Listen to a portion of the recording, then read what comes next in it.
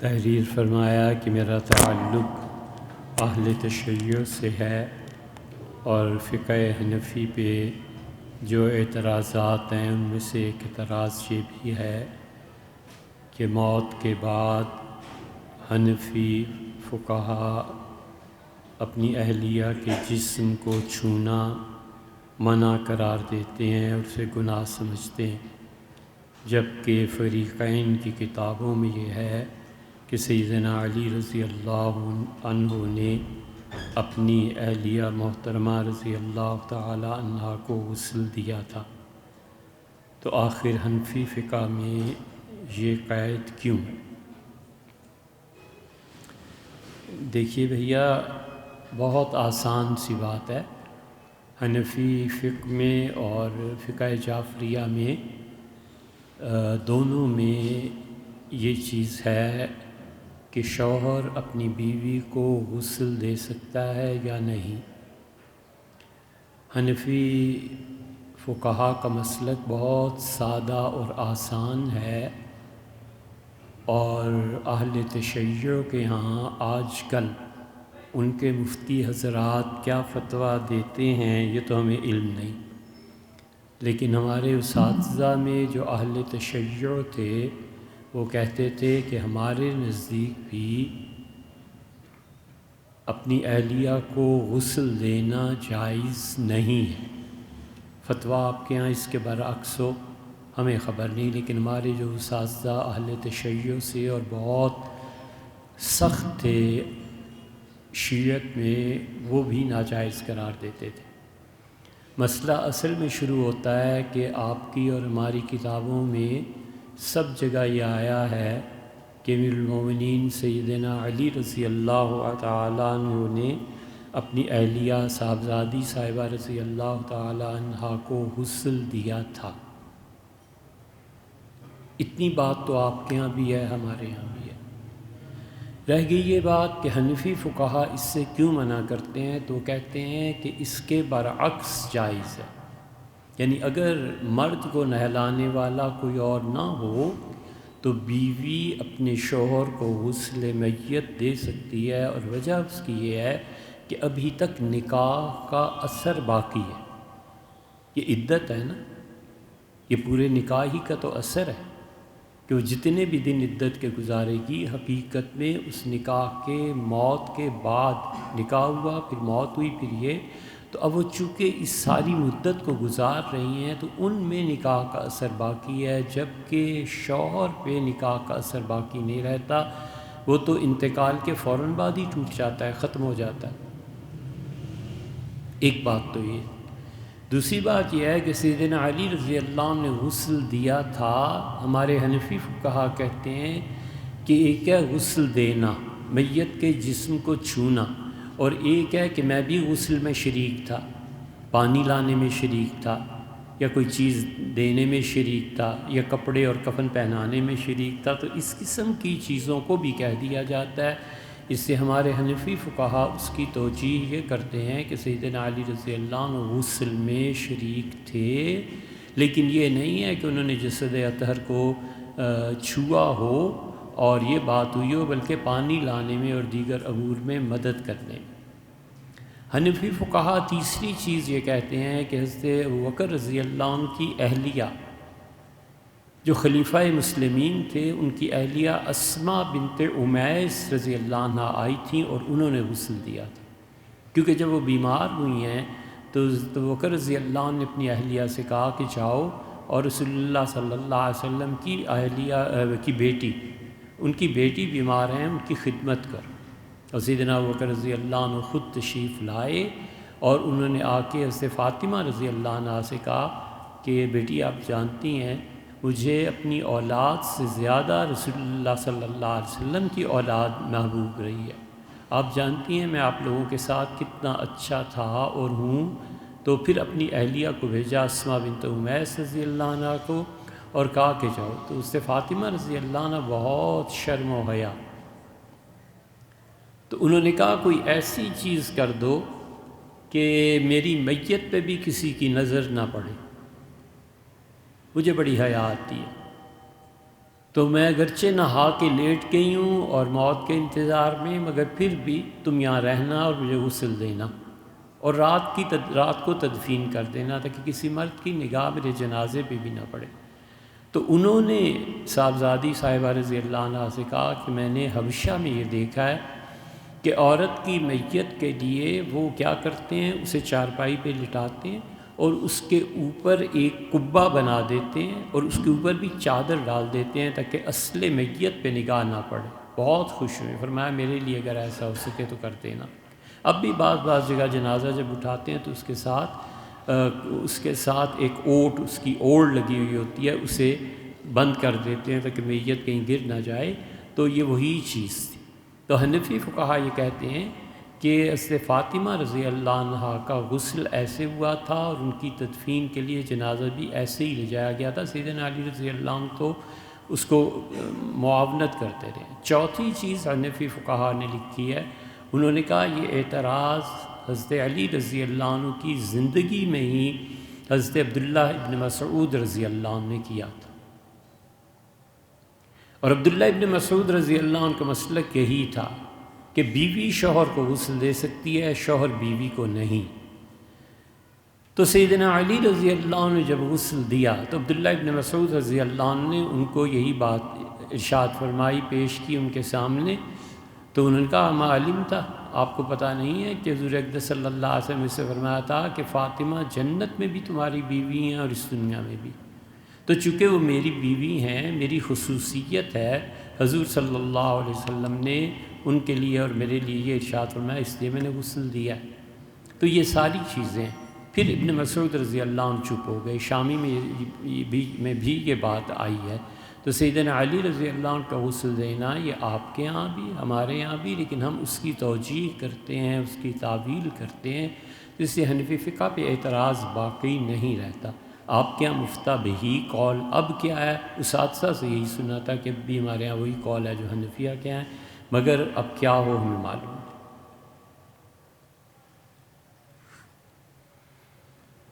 عبد الرحمن نظامانی صاحب، انہوں نے گرامی نامہ لکھا ہے اور ظاہر ہے کہ اس کا جواب نہیں ایسے ہو سکتا۔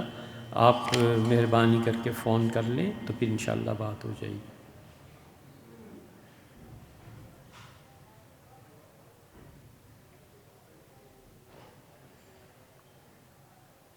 Muslim students who go to non-Muslim countries for higher education generally find out that the money sent to them by their parents is insufficient.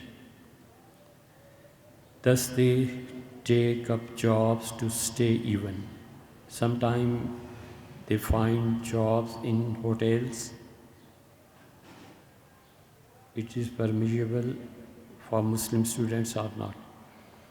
Saqib صاحب، دو طرح کی چیزیں ہیں۔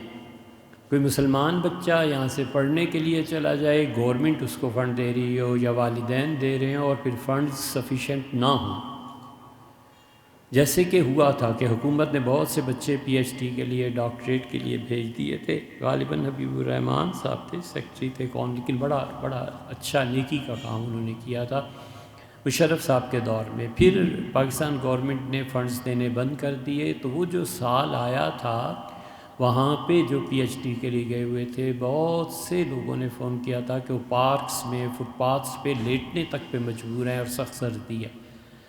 تو اگر صورتحال ایسی پیش آ جائے کہ کھانے پینے کو فاقہ لگ جائے اور لیٹنے اور رات بسر کرنے کے لیے جگہ نہ ملے، تو پھر ایسے ریسٹورنٹس میں نوکری کر لینا جہاں سور کا گوشت اور شراب وغیرہ ہوں، یہ اس اضطرار کی بنا پر جائز ہے۔ وگرنہ اگر وہاں $20 ملتے ہیں اور کہیں $10 ملتے ہیں تو $10 کو اختیار کرنا چاہیے، پیسے کے پیچھے اس طرح نہیں پڑا جا سکتا کہ ایمان اور اعمال صالحہ کی کوئی حد ہی باقی نہ رہے، یہ نہیں ہو سکتا۔ تو مجبوری بہت ہی شدید ایسی پیش آ جائے تو پھر ثاقب صاحب شریعت کی طرف سے اس کا اجازت۔ اولاد نہ ہونے کی صورت میں بچہ پالا، اچھا، اس کے والد کا علم ہونے کے باوجود والدیت اپنی لکھنا، یہ عیدی فاؤنڈیشن سے لینے کی صورت میں والد کا علم نہیں اور والدیت اپنی لگانا درست ہے؟ یہ درست نہیں ہے۔ بچوں کو اپنی اولاد نہ ہونے کی وجہ سے لے لینا اور ان کی پرورش کرنا بالکل ٹھیک۔ بہت لوگ ایسے ہی کرتے تھے۔ ام المومنین حضرت عائشہ رضی اللہ عنہا نے حضرت منقدر رحمۃ اللہ علیہ کے ساتھ ایسے ہی کیا تھا، مسروق کے ساتھ ایسے ہی کیا تھا، انہیں اپنا بیٹا بنا لیا تھا اور فرمایا تھا منقدر تمہارے یہاں اولاد نہیں اور مجھے تم اتنے اچھے لگتے ہو کہ اگر تمہاری شادی ہوتی تو میں 10,000 درہم تمہیں دیتی۔ تو پھر بات گزر گئی۔ شام کو ام المومنین رضی اللہ عنہ کے ہاں ایک ہرکارہ آیا، سرکاری آدمی، اور اس نے کہا کہ ام المومنین حضرت معاویہ رضی اللہ عنہ نے دیگیں بھجوائی ہیں آپ کو، پیسوں سے بھری ہوئی ہیں۔ تو ام المومنین حضرت عائشہ رضی اللہ عنہ نے اپنی باندی سے کہا کہ ادھر آ اور اس کو بلا منقدر کو۔ تو منقدر رحمۃ اللہ علیہ آئے تو ام المومنین حضرت عائشہ رضی اللہ عنہ نے کہا 10,000 درہم کا میں نے تمہیں کہا تھا، یہ لے لو، اور یہ میری باندی بھی ہے، میں اسے ہی دے دیتی ہوں، اللہ تمہیں اس میں برکت دے۔ وہ برکت ایسی بڑی کہ اس باندی سے حضرت منقدر رحمۃ اللہ علیہ کی اولاد ہوئی، محمد، ابو بکر اور محمد، عمر اور عثمان، 3 بیٹے ہوئے تھے۔ دیکھ لینا یہی ان کے نام تھے۔ محمد تو بالکل کنفرم ہے اور عمر بھی کنفرم ہے، تیسرا نام ابو بکر تھا یا کیا تھا وہ دیکھ لیجئے گا کتابوں میں، رضی اللہ عنہ۔ اور تینوں بیٹے ان کے بہت چوٹی کے علماء میں سے تھے، مدینہ منورہ میں گونجتا تھا ان کا نام فتوے کے لیے۔ تو حضرت جابر ابن عبداللہ رضی اللہ عنہما کی بہت خدمت کی تھی ان کے بیٹے محمد نے۔ تو جابر ابن عبداللہ آخری صحابی ہیں رضی اللہ عنہ غالباً جن کا مدینہ منورہ میں انتقال ہوا ہے، 94 برس عمر پائی انہوں نے۔ تو حضرت جابر رضی اللہ عنہ اتنے خوش تھے کہ فرمایا محمد بس اب دنیا سے جاتا ہوں، کوئی کام ہو تو بتاؤ، تم نے میری بڑی خدمت کی۔ تو کہا حضرت بس اتنا کر دیں کہ مجھے پتہ ہے ابھی آپ کا انتقال ہوگا تو آپ کی روح حضور اقدس صلی اللہ علیہ وسلم کی روح مبارکہ سے ملے گی، جب ملاقات ہو تو میرا بھی سلام عرض کیجیے، میرا سلام پیش کیجیے۔ کیا کیا ان لوگوں کے ذہن میں آتا تھا اور کیسی کیسی باتیں کرتے تھے۔ تو اس لیے وہ لے پالک اولاد بالکل ٹھیک ہے، کتاب و سنت میں بہت جگہ آیا ہے یہ، لیکن ولدیت تبدیل نہیں ہوگی، وراثت میں فرق پڑے گا اور رشتوں میں فرق پڑے گا۔ ولدیت اس کی اصل ہی لگائی جائے گی۔ اور اسی طرح وہ جب لڑکا یا لڑکی جس کو پالا ہے بڑے ہو جائیں گے تو پردے کے بھی شرعی احکامات وہی ہوں گے جو غیروں کے لیے ہوا کرتے ہیں۔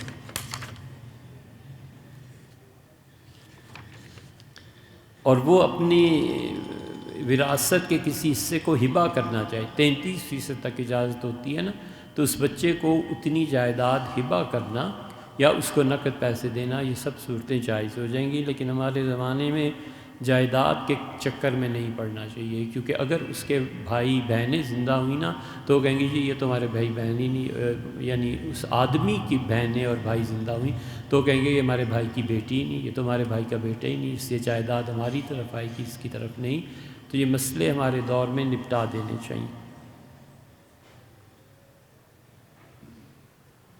جولائی 2021 کا بیان سنا تھا جس میں کفن کے حوالے سے گفتگو کی تھی، 2 سوالات کے جواب مطلوب ہے۔ کفن کے لیے کتنا کپڑا ہونا چاہیے اور لٹھا یا واش اینڈ ویئر؟ پہلی بات تو یہ ہے کہ کفن کے لیے کتنا کپڑا ہونا چاہیے۔ 10 گز کپڑا تقریباً مردوں کے لیے ہوتا ہے اور 20 گز کے قریب عورتوں کے لیے کپڑا چاہیے ہوتا ہے۔ 3 چادریں مردوں کے کفن میں ہوتی ہیں اور 5 چادریں عورتوں کے کفن میں ہوتی ہیں۔ 3 چادروں کا مطلب یہ ہے کہ میت کو نہلا کر دھلا کر پہلی جو چادر بچھائی جائے گی وہ اتنی بڑی ہونی چاہیے کہ پاؤں سے بھی تھوڑا سا فاصلے پہ یعنی زیادہ ہو اور سر کی طرف سے بھی زیادہ ہو، تاکہ بندھن باندھے جا سکے۔ پاؤں کے بعد کچھ کپڑا رہنا چاہیے اور سر سے اوپر کی طرف بھی کچھ کپڑا رہنا چاہیے، وہاں بھی کوئی نہ کوئی ڈوری بندھن باندھا جائے گا اور ادھر بھی بندھن باندھا جائے گا اور درمیان میں بھی۔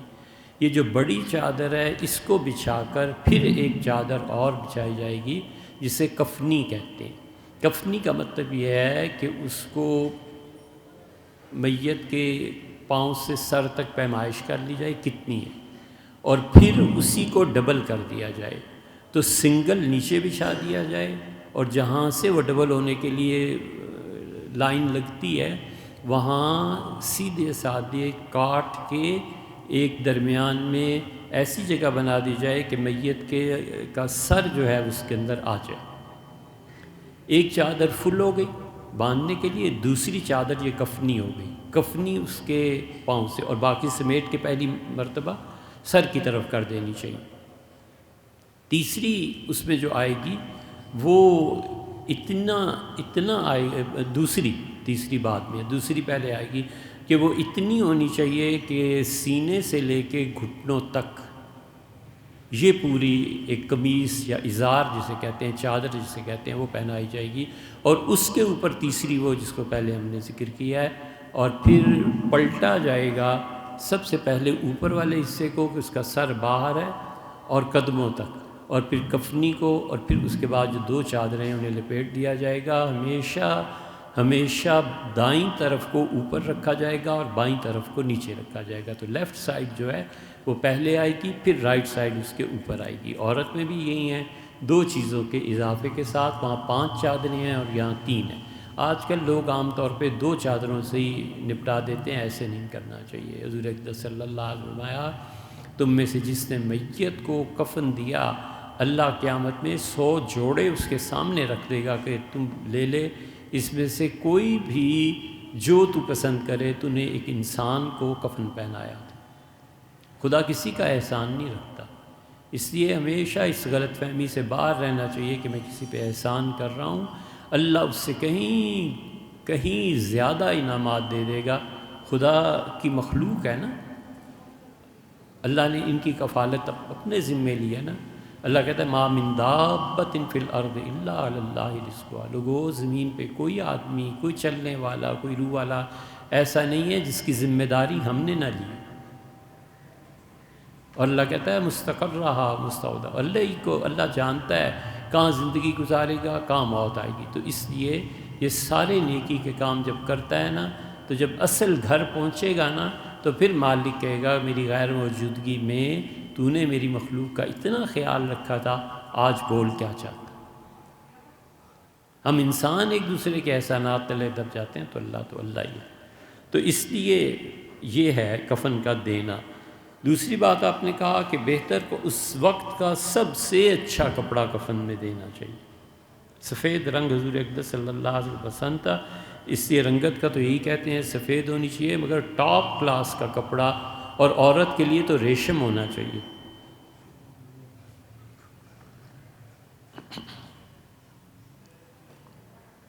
بہنیں ہیں، بیٹیاں ہیں، والدہ ہیں، بہو ہے، خالص ریشم اس کا ہونا چاہیے، کیونکہ مردے کفن پہ فخر بھی کرتے ہیں کہ تیرے گھر والوں نے تجھے کیسا کفن پہنا ہے، تیرے گھر والوں نے کیسا پہنا ہے۔ یہ سب چیزیں کتاب الروح میں ابن قیم رحمۃ اللہ نے لکھی۔ پھر تیسرا سوال درج فرمایا ہے کہ حج کے دوران ایک نئی، میاں نئی اس طرح تھوڑا ہی لکھا جائے گا، سواتی چادر، شکر ہے سے نہیں لکھ دیا، سا لکھ دیتے تو کون روک سکتا تھا، سواد سے لکھا آپ نے، یہ سین ہے، سواد سین سے بنتا ہے۔ زبان میں بالکل گڑبڑ نہ کرو، بالکل زبان خراب نہیں کرنی چاہیے۔ پڑھا لکھا ہونا اور جاہل ہونا اس سے بڑا فرق پڑ جاتا ہے کہ لکھا کیسے۔ آپ یہ جو بچے ہماری نئی نسلیں ہیں نا، انگلش کا ایک لفظ ذرا بول کے تو دیکھو، وہ سب ایک دوسرے کی آنکھوں میں دیکھتے ہیں اور ہنسنے لگتے ہیں کہ انکل کو اتنی بھی انگلش نہیں آتی۔ صحیح ہے نا؟ یہی حال اردو کا بھی ہے، اردو جیسی زبان کہاں ہے یار۔ نئی سواتی چادر استعمال کی، حرمین شریفین منا ہر جگہ وہ چادر بچھا کر اس پر نمازیں پڑھی، وہ محفوظ ہے، تو برکت کے طور پہ قبر میں بالکل بچھائی جا سکتی ہے۔ جی ضرور بچھائیں، آپ کے ورثاء اللہ انہیں توفیق دے اور اس کی برکتیں آپ کو نصیب فرمائے۔ کفن کے ایک حصے کے طور پہ بھی استعمال کی جا سکتی ہے۔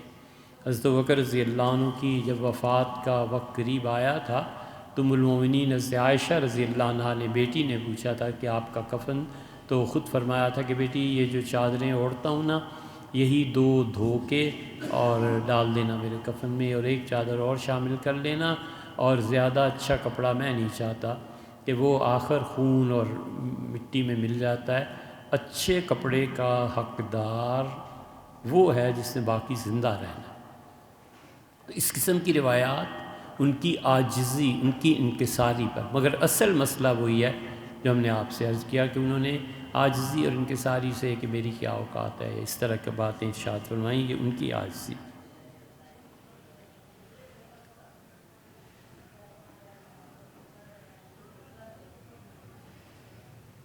دریافت فرمایا کہ ہم اپنے شیخ کے ہاں خانقاہ میں کچھ دن گزارنے گئے تو وہاں ہمیشہ کھانے سے پہلے نمک رکھا کرتے تھے، اور اختلاف اس پہ ہو رہا ہے کہ یہ بدعت ہے، تو اس بارے میں کیا حکم ہے؟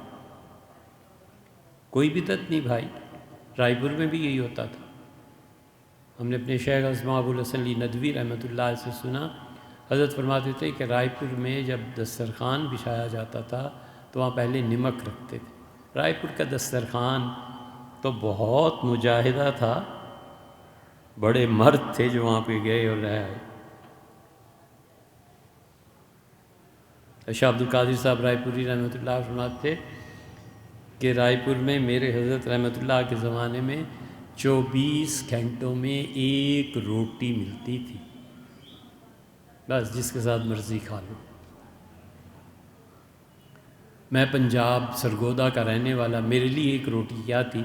جو ہمارے یو پی کے بھائی تھے وہ تو روٹی کو آدھا کر کے کھا لیتے تھے، آدھا شام کو کھا لیتے تھے، تو فرمایا میں تو روٹی ایک وقت نہیں مشکل سے پوری ہوتی تھی، تو دن کو کھا لیا اور رات کو رہے اللہ کا نام۔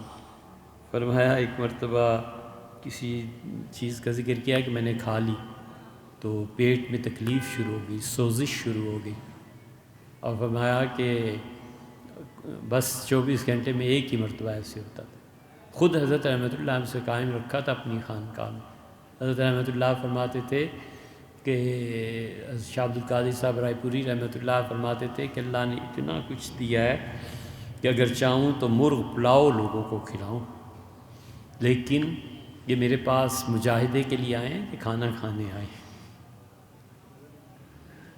ہم جب لکھنؤ میں رہے حضرت رحمۃ اللہ علیہ کی خدمت میں، تو ظاہر ہے کہ ہمارے یہاں عادت یہ تھی کہ عشاء کے بعد کھانا ہے، تو تراویح سے فارغ ہو کے اب کھانا کہاں سے؟ کھانا تو وہی ہے جو مغرب کے بعد اگر کھانا تھا تو کھا لیا، نہیں تو کھانا کہاں تھا۔ تو اللہ بہت ہی جزائے خیر دے، اب دنیا سے رخصت ہو گئے۔ جو باورچی تھے نا وہ بڑے حضرت رحمۃ اللہ علیہ کے مرید تھے، ان سے یاری ہو گئی، تو ہم عشاء تراویح پھر حضرت رحمۃ اللہ تھوڑی دیر کے لیے بیٹھتے تھے، ہنسی مذاق، کوئی لطیفے کی بات، کوئی اچھی بات، پھر تشریف لے جاتے تھے، تو اس کے بعد ہم چلے جاتے تھے وہاں باورچی خانے میں، تو وہ پھر کھانا کھلاتے تھے، اور تراویح کے بعد اتنی دیر ہو جاتی تھی کہ وہ اصل میں تیاری کر رہے ہوتے تھے سحری کی، تو کھانے کا موقع بھی ہوتا تھا۔ بہرحال بڑی غنیمت تھے وہ دن، اور بڑا بڑا بڑا اللہ نے ان میں برکتیں رکھی تھیں، تو اس سے بدعت کہاں سے آ گئی؟ ہمارے حضرت رحمۃ اللہ علیہ کے یہاں بھی تھا، آپ کے یہاں کوئی حرج نہیں ہے۔ یہ تو وہ اس حدیث پہ عمل ہے جو ابھی ہم نے آپ کو سنائی کہ رسول اللہ صلی اللہ علیہ وسلم نمک کا صدقہ کیا کرو، اور جتنے کھانے نمک کے بغیر ذائقہ نہیں دیتے اللہ ان تمام کھانوں کی صدقے کا ثواب تمہیں دے گا۔ تو اتنی جلدی نہیں کرنی چاہیے فتوے لگانے میں، بہت ٹھوس اور بہت گہرا علم چاہیے، اور نظر میں وسعت بھی چاہیے۔ یاد رکھو نظر تنگ ہو جائے نا تو اعتراضات بہت بڑھ جاتے ہیں۔ اہلیہ بیٹی دیر ہو گئی مارکیٹ میں آئی گھر، ڈنڈا اٹھا لیا، ڈانٹنا شروع، اتنی دیر، یہ سن تو لو یار وہ کہتی کیا ہے، پوچھ تو لو۔ نظر میں وسعت ہونی چاہیے۔ وہ کہتی ہیں ابا دیر ہو گئی کہ فلاں جگہ ایکسیڈنٹ ہو گیا تھا، VIP راؤٹ لگا ہوا تھا، اس لیے دیر ہو گئی، میں تو آپ کو فون کر رہی تھی، فون مل ہی نہیں رہا تھا۔ تو نظر میں وسعت جو ہے یہ اعتراضات کو کم کر دیتی ہے۔ ممکن ہے یہ چیز پیش آ گئی، ممکن ہے یہ ہو گیا، ممکن ہے یہ ہو گیا۔ آپ نے اگر سنا ہو تو حذیفی امام تھے رحمہ اللہ ادھر کے مدینہ منورہ کے، وہ مغرب کی نماز کے لیے مصلی پہ کھڑے ہو گئے اور مسجد نبوی کھچا کھچ بھری ہوئی ہے، تو انہوں نے اسپیکر لیا اور انہوں نے کہا انتظروا لوگو انتظار کرو، پھر 1-2-4 سیکنڈ کے بعد ان کا انتظروا لوگو انتظار کرو، لوگو انتظار کرو، مصلی سے ہٹے، وضو کر کے دوبارہ آئے، پوری مسجد نبوی کھڑی ہے، لوگ سب کھڑے ہیں، بڑے بڑے، کچھ نہیں، آگ اطمینان سے نماز پڑھائی۔ ان سے کسی نے پوچھا تو انہوں نے کہا تم نے وہ حدیث نہیں پڑھی کہ حضور اقدس صلی اللہ علیہ وسلم نماز پڑھانے کے لیے تشریف لائے اور آپ نے کہا لوگو انتظار کرو، مجھے خیال نہیں رہا مجھ پہ غسل فرض ہے تو میں نہا کے آؤں، تو وہاں تو حذیفی وضو کے متعلق کہتے تھے کہ میں دوبارہ کر کے آیا ہوں، تو اس چیز سے کوئی اعتراض نہیں۔ اب اس پہ کسی کو نہ ان چیزوں کا علم ہو تو پھر اعتراض کے لیے زبانیں کون بند کر سکتا ہے؟ ہمیشہ بڑی وسعت ظرفی سے کام لینا چاہیے۔ یورپ میں ایک شخص اہل سنہ کے عقیدے پہ ہے اور فقہ کے بارے میں کہتا ہے کہ میں بنیادی طور پہ حنفی ہوں، مگر چونکہ حکومت مسلمانوں کی نہیں ہے اور نہ ہی حکومت کی جانب سے معاشرے میں کسی مسلک کو نافذ کیا گیا ہے، لہٰذا ایک ہی مسلک پر قائم رہتے ہوئے بعض مسائل پہ عمل کرنا ناممکن یا تنگی کا سبب بنتا ہے، اس لیے ائمہ اربعہ کی حدود میں رہتے ہوئے دیگر ائمہ کے کسی بھی مسلک پر عمل کر لیتا ہوں۔ یہ مشہور مسائل آسانی سے عوام سے ہی معلوم ہو جاتے ہیں کہ یورپ میں ہر ملک اور مسلک کے لوگ ہیں اور ان سے بنیادی کتابیں بھی مل جاتی ہیں، کیا یہ طریقہ درست ہے؟ عبداللہ صاحب، اصولی طور پہ تو یہ بات درست ہے کہ ایک امام کے مسلک میں کوئی ایسی تنگی پائی جائے جس کا آپ کے پاس کوئی آسان حل اس یورپ کے سوسائٹی میں نہیں ہے، تو آپ دیگر کسی بھی امام کے قول پہ عمل کر لیں، بنیادی طور پر یہ اصول تو درست ہے، لیکن ہر آدمی کو اس کی اجازت نہیں دی جا سکتی۔ اور عوام کے اقوال کا کیا اعتبار ہے؟ عوام کو کون پوچھتا ہے؟ جس مسلک پر بھی عمل کرنا ہے اس کے جو ماہر اور اچھے مفتی ہیں جنہوں نے خاص طور پہ یورپ دیکھا ہوا ہے ان سے فتویٰ لینا چاہیے۔